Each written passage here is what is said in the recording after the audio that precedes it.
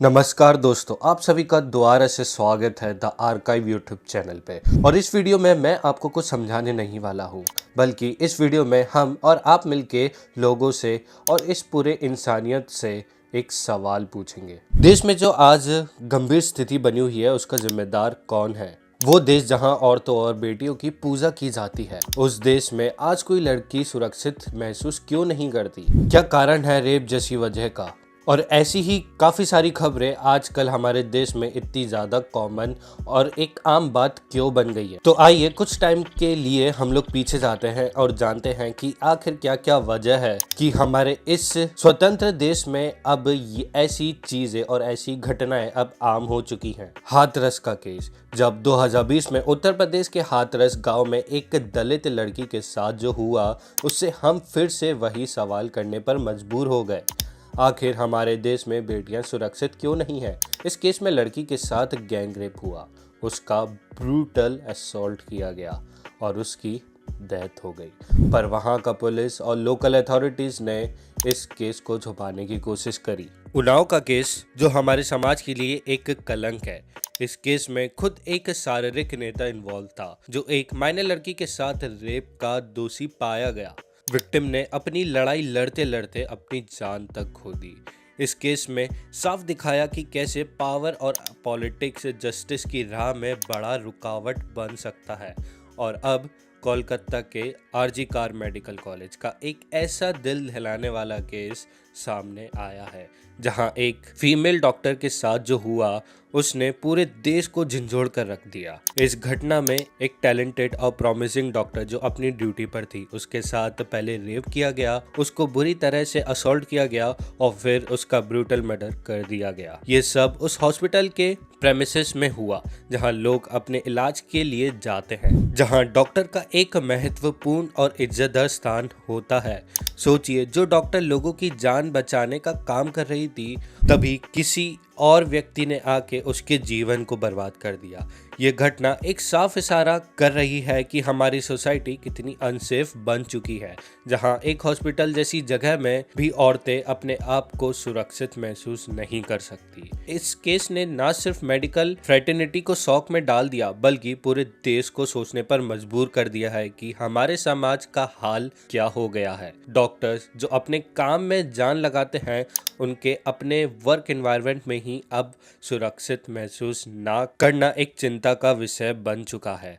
और इस घटना ने हमें ये सोचने पर मजबूर कर दिया है कि अगर हम अपने डॉक्टर और हेल्थ वर्कर्स को ही सुरक्षा नहीं दे सकते, तो हम अपने देश की महिलाओं के लिए क्या कर रहे हैं। और जब पोस्टमार्टम की रिपोर्ट जब हमारे सामने आई, तो उसके साथ साथ और भी दिल दहलाने वाले फैक्ट सामने आए।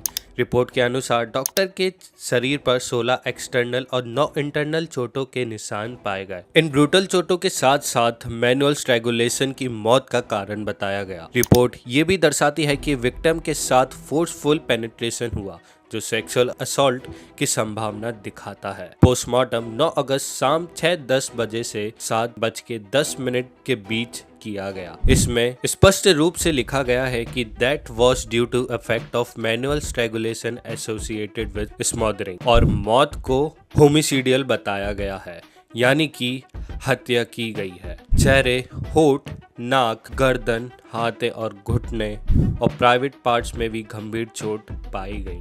विक्टिम के गले और स्कैल्प के मसल्स में भी इंटरनल इंजरीज थी, जो दर्शाती है कि मारने से पहले उसके साथ अत्यंत बुरा बर्ताव किया गया। तभी हमें प्रेसिडेंट मुर्मू की तरफ से कुछ शब्द देखने को मिले, इनफ इज इनफ। उन्होंने इस पूरे देश से कहा कि हम सबको मिलके उस सोच का सामना करना होगा जो महिलाओं को कमजोर समझती है। ये घटना उन्हें इस बात का याद दिलाती है कि देश में महिलाओं के खिलाफ कितने सारे क्राइम्स करे जाते हैं और उनकी कितनी ज्यादा लंबी लिस्ट है। इस मामले में सीबीआई ने assistant sub inspector Anoop Gupta को पॉलीग्राफ टेस्ट कराना शुरू किया है, जो डॉक्टर संदीप घोष का करीबी माना जाता है।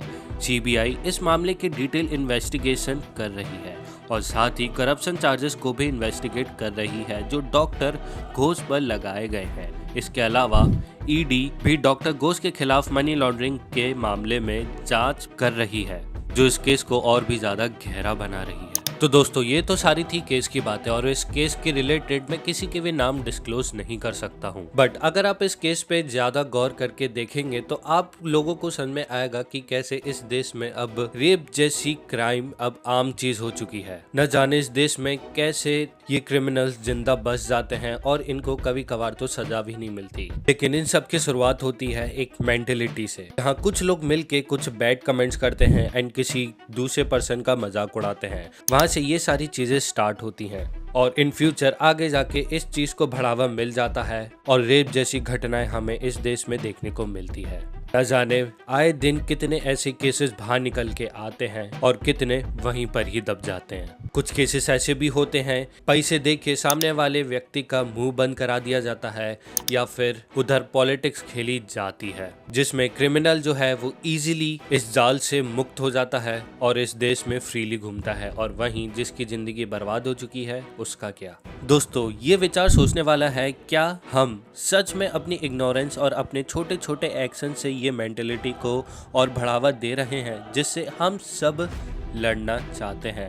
हम कभी ये सोचते हैं कि हमारे अपने एक्शंस, हमारे मजाक, हमारे कमेंट्स किस तरह से किसी के जीवन पे कैसे प्रभावित कर सकते हैं, और ये हम सबकी जिम्मेदारी है कि हमें अपने व्यवहार को सुधारना और अपनी सोच को बदलनी चाहिए। ये जरूरी है कि हमें अपने छोटे छोटे एक्शंस पर गौर करनी चाहिए और इस घिनौनी मानसिकताओं को बढ़ावा नहीं देना चाहिए। जब हम अपने दोस्तों के बीच लड़कियों पर किए गए घटिया मजाक को इग्नोर कर देते हैं और या फिर उन पर हंस देते हैं तो हम उस मेंटेलिटी को समर्थन दे रहे होते हैं। हमें अपनी सोच में बदलाव लाना होगा। लड़कियों के कपड़ों, उनकी एक्टिविटीज या उनके जीवन के चॉइसेस को जज करना बंद करना होगा। हमें सोशल मीडिया पर भी अपने कमेंट्स और रिस्पॉन्सेस में जिम्मेदारी दिखानी होगी। जब हम इंस्टाग्राम या फेसबुक पर लड़कियों की फोटोज और वीडियोस पर गंदे कमेंट्स करते हैं तो हम उस मेंटेलिटी को और मजबूत करते हैं। इसके लिए ज़रूरी है कि हम अपनी लैंग्वेज और अपने व्यवहार को सुधारें और अपने आसपास के लोगों को भी इसके लिए इंस्पायर करें। हमें कभी भी ऐसे मजाक या कमेंट्स या सोच को सपोर्ट नहीं करना चाहिए जो किसी और की डिग्निटी को हर्ट करे। तो आई होप कि आप लोग समझ गए होंगे कि इस वीडियो के थ्रू मैं आप सभी के सामने क्या मैसेज पहुंचाना चाहता हूं, और मैं ये आशा करता हूं कि ये मैसेज आप सभी लोगों के पास पहुंच जाए। बट यहाँ पे मैं अपनी तरफ से एक चीज और ऐड करना चाहूंगा कि अब समय आ गया है, जो कानून इतना ज़्यादा ताकतवर है उसको और भी ज़्यादा ताकतवर होने का, क्योंकि अगर ऐसे ही चलता रहा तो ये केस भी एक दिन आके ठंडा हो जाएगा और कुछ महीने बाद इस केस का भी नामो निशान नहीं रहेगा और ये भी एक इतिहास बन के रह जाएगा और इस केस के आगे भी क्वेश्चन मार्क लग के छूट जाएगा। केस के बारे में हमें कभी भी पता नहीं लगेगा कि इसके पीछे कितने लोगों का हाथ था और कौन कौन इन्वॉल्व था, और वैसे भी अभी जो भी पकड़ा गया है उसकी हिस्ट्री भी इतनी ज़्यादा अच्छी नहीं है। नॉट इवन उस मेडिकल कॉलेज के प्रिंसिपल की हिस्ट्री भी इतनी ज़्यादा क्लियर नहीं है। But I hope and I pray कि इस केस का रिजल्ट हमें जल्द ही देखने को मिले और जितने भी मुजरिम हैं वो सारे पकड़े जाए और उनको कड़ी से कड़ी सजा सुनाई जाए।